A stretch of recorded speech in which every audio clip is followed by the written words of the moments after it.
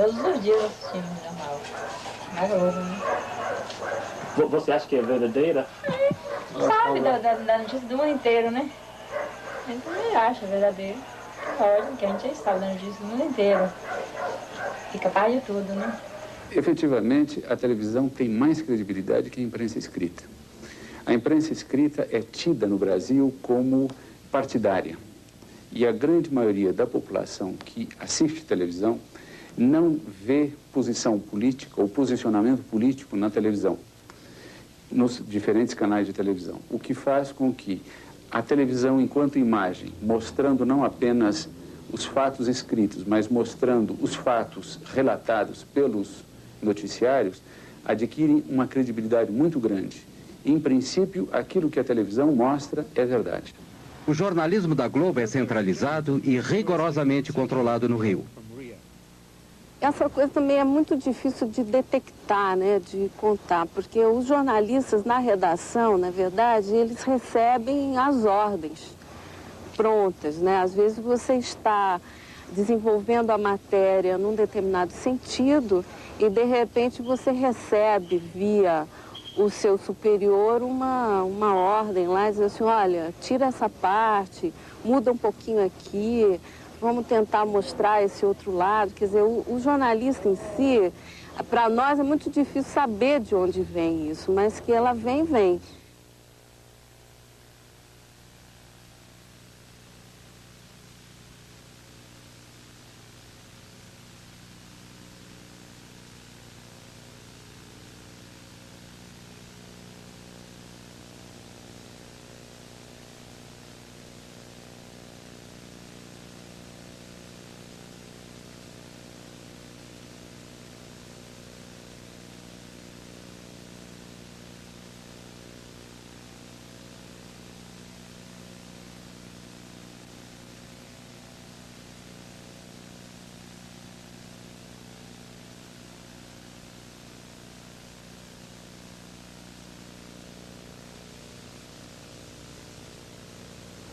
Não faltam exemplos para mostrar como o jornalista Roberto Marinho e os chefes de jornalismo da TV Globo manipularam, distorceram e até mesmo ignoraram algumas notícias. As 4 histórias a seguir são simplesmente as mais famosas. Os metalúrgicos receberam os policiais com pedradas e foram atacados com cacetetes. Um novo movimento sindicalista surgiu entre os metalúrgicos do ABC Paulista no final da década de 70. Eles entraram em greve. Os militares tentaram dominar o sindicato e prenderam Lula, o líder dos metalúrgicos, com base na Lei de Segurança Nacional. Na Lei de Segurança Nacional. Porque achavam que nós não deveríamos falar para a Globo, porque a Globo só mentia a respeito da greve. Ela não dava as informações corretas, não dava o número de participantes corretos, não dava as nossas deliberações corretas, não dava o número de pessoas paralisadas corretamente. Ela só informava sobre os interesses patronais. Um exemplo, um dia a Globo entrevista o Lula, falando em nome dos trabalhadores, e entrevista o Mário Garneiro, falando em nome dos empresários, né? No dia da entrevista só aparece o Mário Garneiro, não aparece o Lula.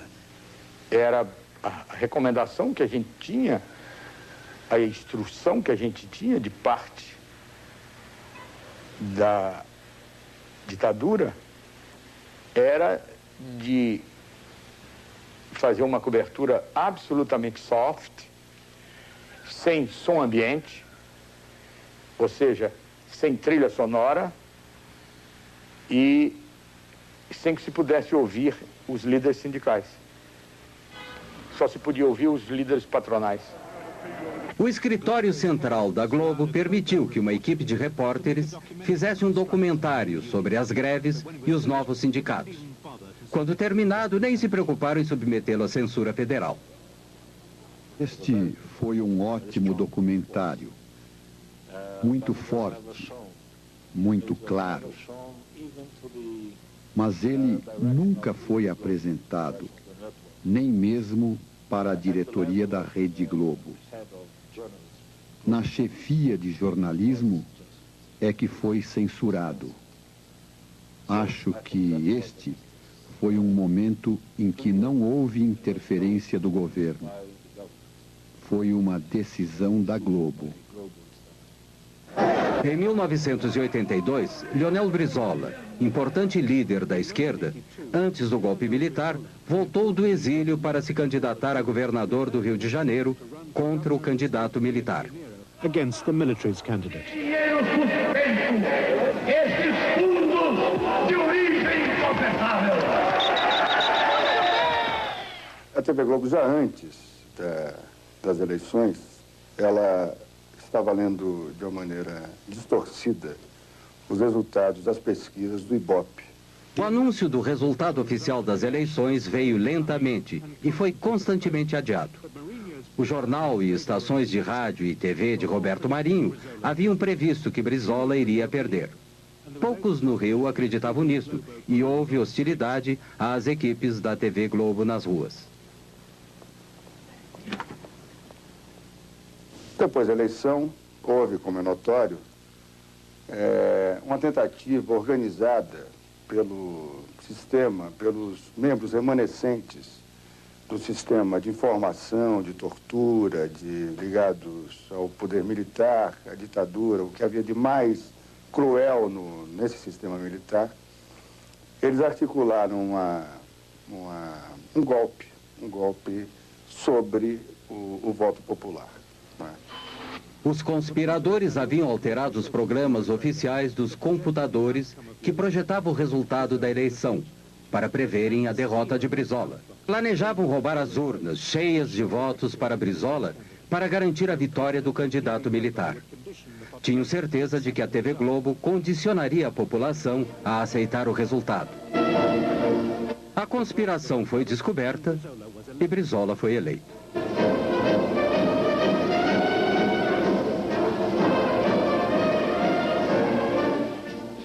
Apenas nós cometemos um erro, porque para efeito de economia, por medida de economia, a Rede Globo apoiou a sua cobertura de números no sistema de computadores de O Globo, do jornal O Globo. Depois das 18 horas, a parte política propriamente dita teve início. Com o governo civil no horizonte, um amplo movimento político se alastrou por todo o Brasil, exigindo que o novo presidente fosse eleito pelo povo, com eleições diretas. A princípio, a TV Globo ignorou o movimento, mas com 500 mil de pessoas nas ruas de São Paulo, tinha que dizer algo, mesmo que de forma tendenciosa. Festa em São Paulo. A cidade comemorou seus 430 anos com mais de 500 solenidades. A maior foi um comício na Praça da Sé. São Paulo, 430 anos, 9 milhões de brasileiros vindos de todo o país. Cidade de trabalho, São Paulo fez feriado hoje para comemorar o aniversário. Foi também o aniversário de seu templo mais importante, a Catedral da Sé. De manhã, na missa, o cardeal arcebispo Dom Paulo Evaristo Arns lembrou o importante papel da Catedral da Sé nesses 30 anos em que ela vive no coração da cidade. Enquanto a Globo continuava a promover esta visão bastante excêntrica e insignificante das manifestações populares, amadores filmavam mais de 1 milhão de pessoas nas ruas do Rio, exigindo eleições diretas. A eleição presidencial de 1989 foi por voto direto do povo. Eu, Silvio Santos. The 1989 presidential election was by direct popular vote. Vota em quem para presidente? Collor. E você, vota em quem para presidente? Lula. Você vota em quem para presidente? Eu não tenho ainda o candidato certo. Não tem. Vota em quem para presidente? Roberto Freire. Vota em quem, companheiro? Collor. E você, vota em quem? Lula. Lula. Vamos lá, vota em quem para presidente? Brizola. Você vota em quem para presidente? Ninguém. Você vota em quem para presidente? Lula. Se nenhum candidato tivesse a maioria dos votos no primeiro turno, os dois mais votados iriam para o segundo turno. Todos os partidos e candidatos tinham horário livre na televisão. E pela primeira vez, os partidos de esquerda tiveram acesso direto e sem censura para a audiência de TV nacional. Only Leonel Brizola, however, took on Marinho directly. Tanto que o dia que o nosso partido chegar ao governo da República, nós vamos mudar este sistema. a partir do primeiro dia, da primeira manhã, nós estaremos tomando medidas contra este monopólio. Na festa de aniversário dos 70 anos de Chacrinha, em 1987, aparecia um jovem e desconhecido governador de Alagoas, um dos estados mais pobres do Nordeste brasileiro.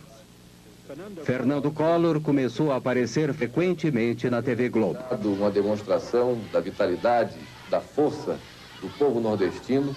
O Partido dos Trabalhadores de Lula chamou seu programa eleitoral de Rede Povo. No ar uma estação de TV diferente. Por que não podem? Exatamente porque o sistema que predomina nesse país é um sistema capitalista arcaico, aonde meia dúzia pode tudo e a maioria não pode nada. 1975. Lula se candidatava a presidente do Sindicato dos Metalúrgicos. E onde estava Collor? No Rio de Janeiro, dando uma festa de Marajá para 5.000 convidados. Era a festa de seu casamento com Lilibete Monteiro de Carvalho, filha de um milionário, sócio de Roberto Marinho. Aqui você vê a verdade na TV. A reportagem da Rede Povo foi a Alagoas e registrou as péssimas condições de atendimento da população pelo sistema de saúde do Estado. O único pronto-socorro do Estado está em precárias condições de funcionamento. O esgoto escorre em goteira pelo corredor da UTI. Agulhas de injeção descartáveis são usadas mais de uma vez.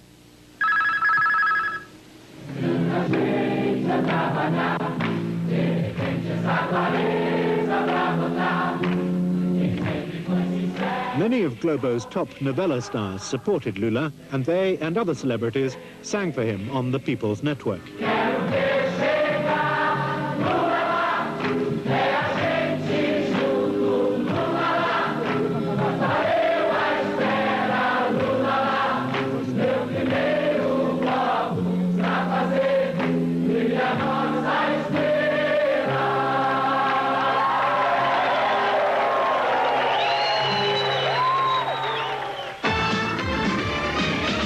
Collor e Lula foram para o segundo turno. 2 debates foram transmitidos para todo o país. Lula claramente venceu o primeiro. 3 dias antes da votação, houve um segundo debate. No dia seguinte, o Jornal Nacional editou e transmitiu um resumo editado de 6 minutos, assistido por 64% da audiência. Foi especialmente montado para deter Lula e eleger Collor. Sabemos perfeitamente bem que a nossa... Few doubt that Lula lost the second debate. He was unsettled and had been through a grueling and vicious campaign full of personal smears. Em função não de méritos pessoais, mas em função da competência de uma categoria profissional, em função da competência de milhares de brasileiros, em função da competência dos partidos com que eu me orgulho de estar aliado, eu estou hoje disputando a presidência da República para ganhar as eleições dia 17. Eu gostaria... In the summary, Collor was forceful. He had all the good lines, as well as 1 minute and 10 seconds more than Lula. No dia 17, nós vamos dar um não definitivo à bagunça baderna, ao caos, à intolerância, à intransigência, ao totalitarismo, à bandeira vermelha. Vamos dar sim à nossa bandeira, essa que está aqui, a bandeira do Brasil, a bandeira verde, amarela, azul e branca. E quem venceu o debate? Depois do resumo, o Jornal Nacional apresentou os resultados de uma pesquisa telefônica sobre o debate feita pela agência responsável pela construção da imagem eleitoral de Collor. As perguntas eram vagas. Collor venceu Lula em todos os sentidos. Não foi perguntado em quem as pessoas entrevistadas iriam votar. Collor teve 45% das respostas e Lula 34,1%. O mais preparado para governar. Collor, 48%. Lula, 30%. Nosso trabalho como profissionais da televisão foi e continuará sendo o que fez a televisão nesses 2 debates. Manter aberto esse canal de 2 mãos entre o eleito e os eleitores para que melhor se exerça a democracia. No mesmo dia, mais cedo, a Globo havia transmitido um resumo diferente do jornal Hoje. O jornalista Pinheiro supervisionou a edição. O cerne da questão é este. Entre a edição do jornal hoje, da hora do almoço,